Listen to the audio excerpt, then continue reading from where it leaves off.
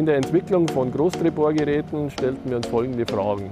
Sind null CO2-Emissionen im Betrieb auf Baustellen möglich?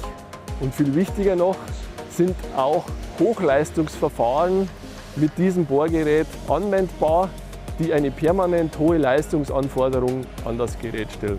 Die klare Antwort ist ja. Das Gerät hängt permanent am Stromnetz.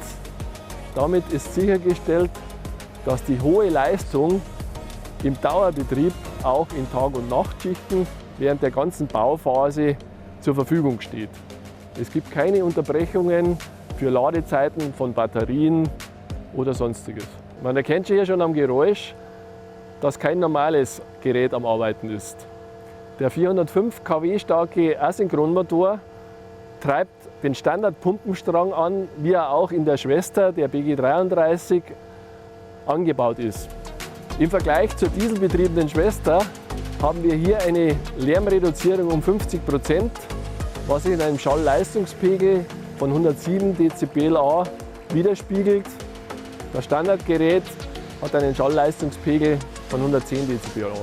Die Kabelführung ist an das jeweilige Verfahren angepasst. Bei Verfahren, wo wenig Mobilität gefordert ist, ein klassisches Verfahren ist hier das SCM-Verfahren, ist das Kabel direkt ans Gerät angeschlossen. Genauso wie der SCM-Suspensionsschlauch.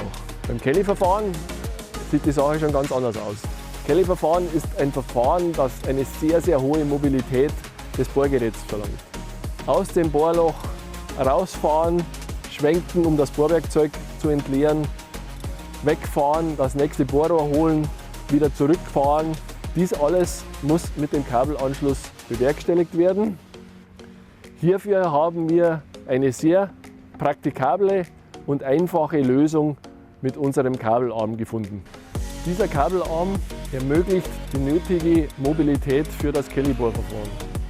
Er hält das Kabel in weitem Abstand, sodass ein gefahrloses Schwenken und Verfahren des Gerätes sichergestellt ist. Die Kabel sind in einem Schutzschlauch gebündelt und sicher zum Bohrgerät verlegt. Mit der eBG 33 ist nun eine neue Tür geöffnet worden. Null CO2-Emissionen auf der Baustelle für alle Drehbohrverfahren und nicht nur für alle Drehbohrverfahren, für sämtliche Hochleistungsverfahren. Also Verfahren, die eine hohe Leistungsanforderung ans Gerät, als auch eine hohe Bohrleistung auf der Baustelle ergeben.